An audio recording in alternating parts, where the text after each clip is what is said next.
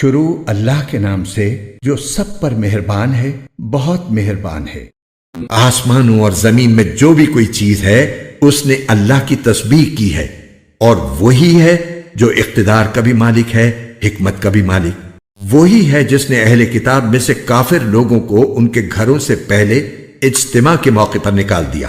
مسلمانوں، تمہیں یہ خیال بھی نہیں تھا کہ وہ نکلیں گے، اور وہ بھی یہ سمجھے ہوئے تھے کہ ان کے قلعے اللہ سے بچا لیں گے۔ پھر اللہ ان کے پاس ایسی جگہ سے آیا جہاں ان کا گمان بھی نہیں تھا، اور اللہ نے ان کے دلوں میں رعب ڈال دیا کہ وہ اپنے گھروں کو خود اپنے ہاتھوں سے بھی اور مسلمانوں کے ہاتھوں سے بھی اجاڑ رہے تھے۔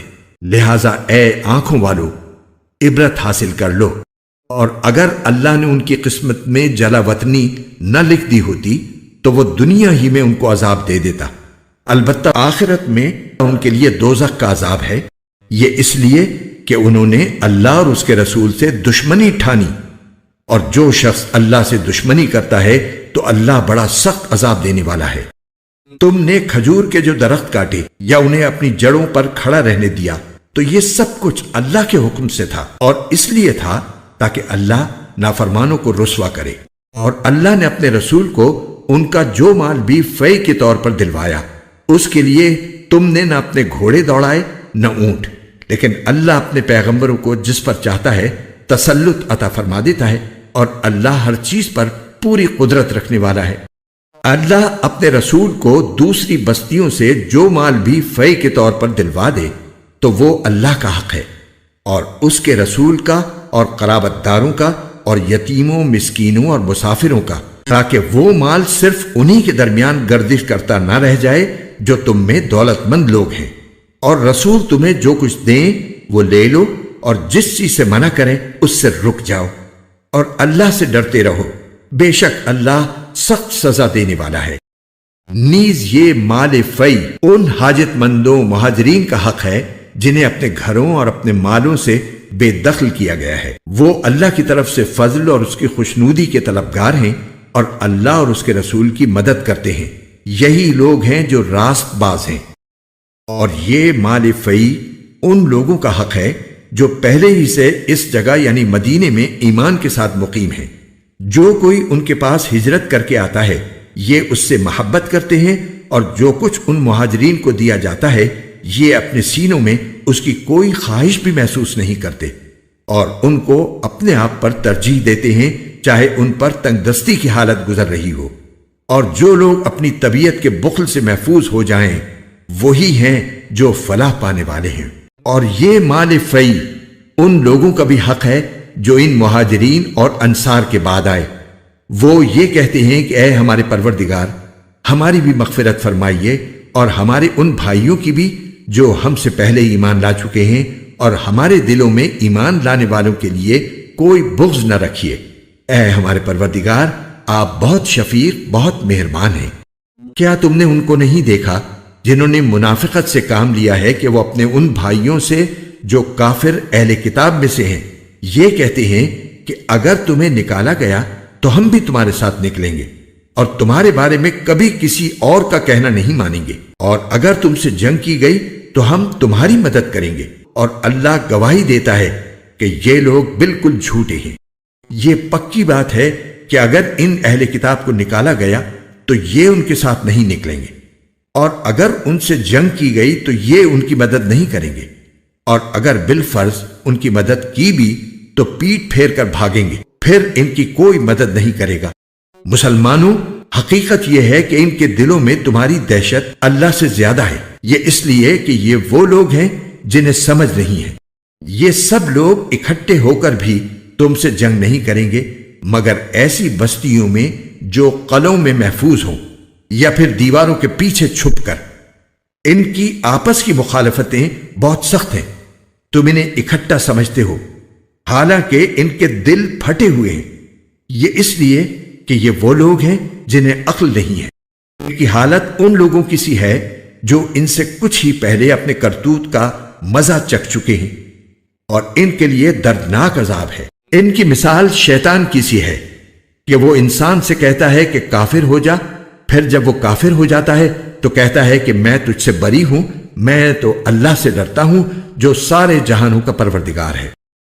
چنانچہ ان دونوں کا انجام یہ ہے کہ وہ دونوں دوزخ میں ہوں گے جہاں وہ ہمیشہ رہیں گے، اور یہی ظلم کرنے والوں کی سزا ہے۔ اے ایمان والو، اللہ سے ڈرو اور ہر شخص یہ دیکھے کہ اس نے کل کے لیے کیا آگے بھیجا ہے، اور اللہ سے ڈرو، یقین رکھو کہ جو کچھ تم کرتے ہو اللہ اس سے پوری طرح باخبر ہے۔ اور تم ان جیسے نہ ہو جانا جو اللہ کو بھول بیٹھے تھے تو اللہ نے انہیں خود اپنے آپ سے غافل کر دیا۔ وہی لوگ ہیں جو نافرمان ہیں۔ جنت والے اور دوزخ والے برابر نہیں ہو سکتے، جنت والے ہی وہ ہیں جو کامیاب ہیں۔ اگر ہم نے یہ قرآن کسی پہاڑ پر اتارا ہوتا تو تم اسے دیکھتے کہ وہ اللہ کے رعب سے جھکا جا رہا ہے اور پھٹا پڑتا ہے، اور ہم یہ مثالیں لوگوں کے سامنے اس لیے بیان کرتے ہیں تاکہ وہ غور و فکر سے کام لیں۔ وہ اللہ وہی ہے جس کے سوا کوئی معبود نہیں ہے، وہ چھپی اور کھلی ہر بات کو جاننے والا ہے، وہی ہے جو سب پر مہربان ہے، بہت مہربان ہے۔ وہ اللہ وہی ہے جس کے سوا کوئی معبود نہیں ہے، جو بادشاہ ہے، تقدس کا مالک ہے، سلامتی دینے والا ہے، امن بخشنے والا ہے، سب کا نگہبان ہے، بڑے اقتدار والا ہے، ہر خرابی کی اصلاح کرنے والا ہے، بڑائی کا مالک ہے۔ پاک ہے اللہ اس شرک سے جو یہ لوگ کرتے ہیں۔ وہ اللہ وہی ہے جو پیدا کرنے والا ہے، وجود میں لانے والا ہے، صورت بنانے والا ہے، اسی کے سب سے اچھے نام ہیں۔ آسمانوں اور زمین میں جتنی چیزیں ہیں وہ اس کی تسبیح کرتی ہیں، اور وہی ہے جو اقتدار کا بھی مالک ہے، حکمت کا بھی مالک۔ شروع اللہ کے نام سے جو سب پر مہربان ہے، بہت مہربان ہے۔ یاسین، حکمت بھرے قرآن کی قسم، تم یقیناً پیغمبروں میں سے ہو، بالکل سیدھے راستے پر۔ یہ قرآن اس ذات کی طرف سے اتارا جا رہا ہے جس کا اقتدار بھی کامل ہے، جس کی رحمت بھی کامل، تاکہ تم ان لوگوں کو خبردار کرو جن کے باپ دادوں کو پہلے خبردار نہیں کیا گیا تھا، اس لیے وہ غفلت میں پڑے ہوئے ہیں۔ حقیقت یہ ہے کہ ان میں سے اکثر لوگوں کے بارے میں بات پوری ہو چکی ہے، اس لیے وہ ایمان نہیں لاتے۔ ہم نے ان کے گلوں میں طوق ڈال رکھے ہیں جو ٹھوڑیوں تک پہنچے ہوئے ہیں، اور اس وجہ سے ان کے سر اوپر کو اٹھے رہ گئے ہیں، اور ہم نے ایک آڑ ان کے آگے کھڑی کر دی ہے اور ایک آڑ ان کے پیچھے کھڑی کر دی ہے، اور اس طرح انہیں ہر طرف سے ڈھانک لیا ہے، جس کے نتیجے میں انہیں کچھ سجائی نہیں دیتا، اور ان کے لیے دونوں باتیں برابر ہیں، چاہے تم انہیں خبردار کرو یا خبردار نہ کرو، وہ ایمان نہیں لائیں گے۔ تم تو صرف ایسے شخص کو خبردار کر سکتے ہو جو نصیحت پر چلے اور خدائے رحمان کو دیکھے بغیر اس سے ڈرے، چنانچہ ایسے شخص کو تم مغفرت اور باعزت اجر کی خوشخبری سنا دو۔ یقیناً ہم ہی مردوں کو زندہ کریں گے، اور جو کچھ عمل انہوں نے آگے بھیجے ہیں ہم ان کو بھی لکھتے جاتے ہیں، اور ان کے کاموں کے جو اثرات ہیں ان کو بھی، اور ہم نے ایک واضح کتاب میں ہر چیز کا پورا احاطہ کر رکھا ہے۔ اور اے پیغمبر، تم ان کے سامنے ایک بستی والوں کی مثال پیش کرو جب ان کے پاس رسول آئے تھے۔ جب ہم نے ان کے پاس شروع میں 2 رسول بھیجے تو انہوں نے دونوں کو جھٹلا دیا، پھر ہم نے ایک تیسرے کے ذریعے ان کی تائید کی، اور ان سب نے کہا کہ یقین جانو ہمیں تمہارے پاس رسول بنا کر بھیجا گیا ہے۔ انہوں نے کہا تمہاری حقیقت اس کے سوا کچھ بھی نہیں کہ تم ہم جیسے ہی آدمی ہو، اور خدائے رحمان نے کوئی چیز نازل نہیں کی ہے، اور تم سراسر جھوٹ بول رہے ہو۔ ان رسولوں نے کہا ہمارا پروردگار خوب جانتا ہے کہ ہمیں واقعی تمہارے پاس رسول بنا کر بھیجا گیا ہے، اور ہماری ذمہ داری اس سے زیادہ نہیں ہے کہ صاف صاف پیغام پہنچا دیں۔ بستی والوں نے کہا ہم نے تو تمہارے اندر نحوست محسوس کی ہے، یقین جانو اگر تم باز نہ آئے تو ہم تم پر پتھر برسائیں گے، اور ہمارے ہاتھوں تمہیں بڑی دردناک سزا ملے گی۔ رسولوں نے کہا تمہاری نحوست خود تمہارے ساتھ لگی ہوئی ہے، کیا یہ باتیں اس لیے کر رہے ہو کہ تمہیں نصیحت کی بات پہنچائی گئی ہے؟ اصل بات یہ ہے کہ تم خود حد سے گزرے ہوئے لوگ ہو۔ اور شہر کے پرلے علاقے سے ایک شخص دوڑتا ہوا آیا، اس نے کہا اے میری قوم کے لوگوں، ان رسولوں کا کہنا مان لو، ان لوگوں کا کہنا مان لو جو تم سے کوئی اجرت نہیں مانگ رہے اور وہ صحیح راستے پر ہیں۔ اور بھلا میں اس ذات کی عبادت کیوں نہ کروں جس نے مجھے پیدا کیا ہے اور اسی کی طرف تم سب کو واپس بھیجا جائے گا۔ بھلا کیا اسے چھوڑ کر میں ایسوں کو معبود مانوں کہ اگر خدائے رحمان مجھے کوئی نقصان پہنچانے کا ارادہ کر لے تو ان کی سفارش میرے کسی کام نہ آئے اور نہ وہ مجھے چھڑا سکیں۔ اگر میں ایسا کروں گا تو یقیناً میں کھلی گمراہی میں مبتلا ہو جاؤں گا۔ میں تو تمہارے پروردگار پر ایمان لا چکا، اب تم بھی میری بات سن لو۔ آخر کار بستی والوں نے اس کو قتل کر دیا اور اللہ تعالی کی طرف سے اس سے کہا گیا کہ جنت میں داخل ہو جاؤ۔ اس نے جنت کی نعمتیں دیکھ کر کہا کاش میری قوم کو معلوم ہو جائے کہ اللہ نے کس طرح میری بخشش کی ہے اور مجھے باعزت لوگوں میں شامل کیا ہے۔ اور اس شخص کے بعد ہم نے اس کی قوم پر آسمان سے کوئی لشکر نہیں اتارا اور نہ ہمیں اتارنے کی ضرورت تھی، وہ تو بس ایک ہی چنگھاڑ تھی جس سے وہ ایک دم بجھ کر رہ گئی۔ افسوس ہے ایسے بندوں کے حال پر، ان کے پاس کوئی رسول ایسا نہیں آیا جس کا وہ مذاق نہ اڑاتے رہے ہوں۔ کیا انہوں نے نہیں دیکھا کہ ان سے پہلے ہم کتنی قوموں کو اس طرح ہلاک کر چکے ہیں کہ وہ ان کے پاس لوٹ کر نہیں آتے؟ اور یہ جتنے لوگ ہیں ان سبھی کو اکٹھا کر کے ہمارے سامنے حاضر کیا جائے گا، اور ان کے لیے ایک نشانی وہ زمین ہے جو مردہ پڑی ہوئی تھی، ہم نے اسے زندگی عطا کی اور اس سے غلہ نکالا جس کی خوراک یہ کھاتے ہیں۔ اور ہم نے اس زمین میں کھجوروں اور انگوروں کے باغ پیدا کیے اور ایسا انتظام کیا کہ اس میں سے پانی کے چشمے پھوٹ نکلے تاکہ یہ اس کی پیداوار میں سے کھائیں، حالانکہ اس کو ان کے ہاتھوں نے نہیں بنایا تھا۔ کیا پھر بھی یہ شکر ادا نہیں کریں گے؟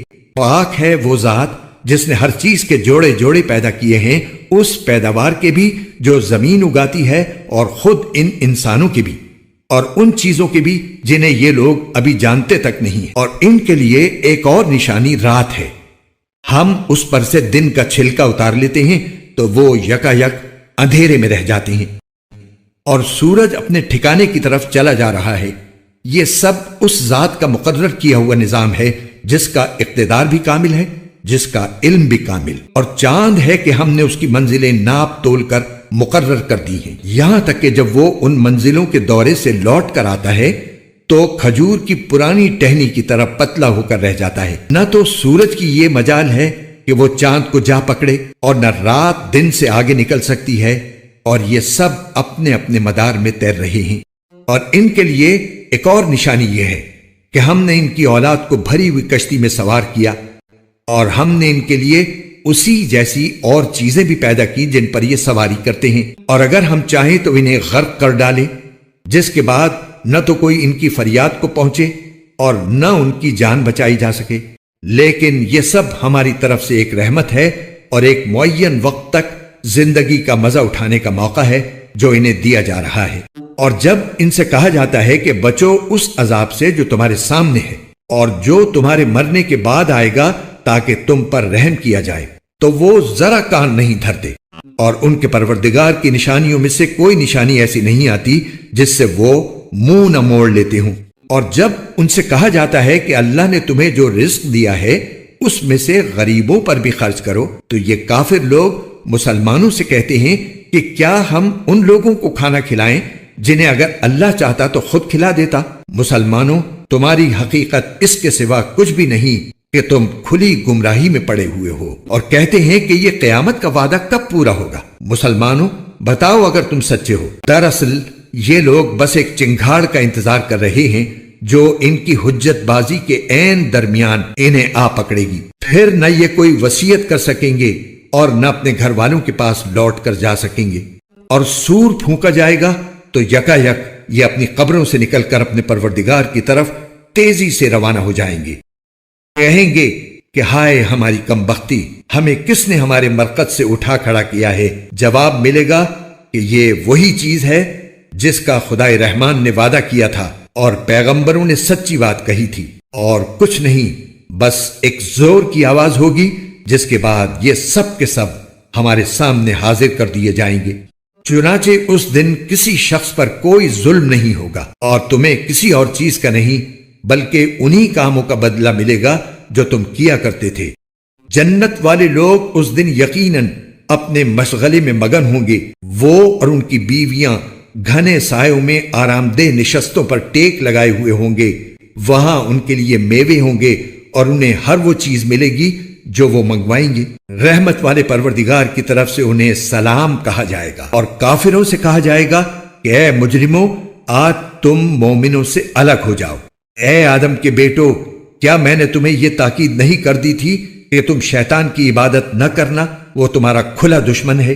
ये कि तुम मेरी इबादत करना, यही सीधा रास्ता है। और हकीकत यह है कि शैतान ने तुम में से एक बड़ी खलकत को गुमराह कर डाला। तो क्या तुम समझते नहीं थे? ये है वो जहन्नम जिससे तुम्हें डराया जाता था। आज इसमें दाखिल हो जाओ, क्योंकि तुम कुफ्र किया करते थे। आज के दिन हम उनके मुंह पर मोहर लगा देंगे और उनके हाथ हमसे बात करेंगे और उनके पांव गवाही देंगे कि वो क्या कमाई किया करते थे। और अगर हम चाहें तो यही दुनिया में उनकी आंखें मलिया मेट कर दें, फिर ये रास्ते की तलाश में भागे फिरें, लेकिन इन्हें कहां कुछ सुझाई देगा। और अगर हम चाहें तो इनकी अपनी जगह पर बैठे बैठे इनकी सूरतें इस तरह मस्क कर दें कि ये न आगे बढ़ सकें और न पीछे लौट सकें। और हम जिस शख्स को लंबी उम्र देते हैं उसे तख्लीकी एतबार से उलट ही देते हैं। क्या फिर भी उन्हें अक्ल नहीं आती? और हमने अपने इन पैगंबर को न शायरी सिखाई है और न वो इनके शायान शान है। ये तो बस एक नसीहत की बात है और ऐसा कुरान जो हकीकत को खोल खोल कर बयान करता है, ताकि हर उस शख्स को खबरदार करे जो जिंदा हो और ताकि कुफ्र करने वालों पर हुज्जत पूरी हो जाए।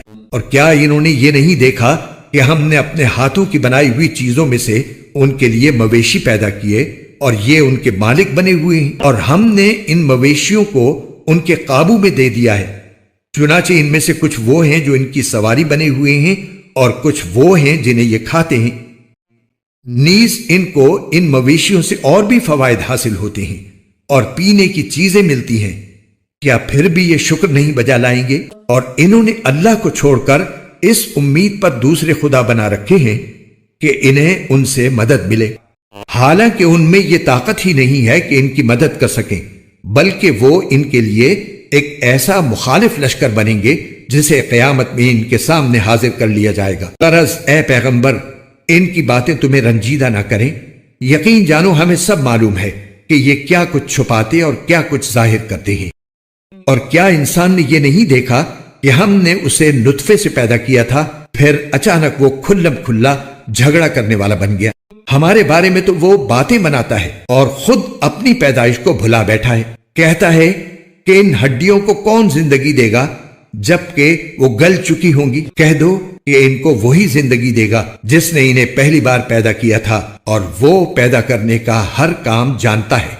वही है जिसने तुम्हारे लिए सरसब्ज दरख्त से आग पैदा कर दी है, फिर तुम जरा सी देर में उससे सुलगाने का काम ले लेते हो। भला जिस जात ने आसमान और जमीन को पैदा किया है, क्या वो इस बात पर कादिर नहीं है कि इन जैसों को दोबारा पैदा कर सके? क्यों नहीं, जबकि वो सब कुछ पैदा करने की पूरी महारत रखता है। उसका मामला तो ये है कि जब वो किसी चीज का इरादा कर ले तो सिर्फ इतना कहता है कि हो जा, बस वो हो जाती है।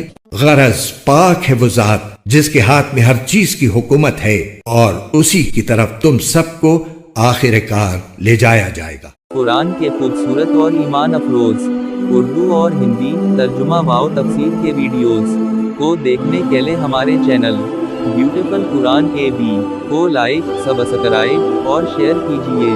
शुक्रिया।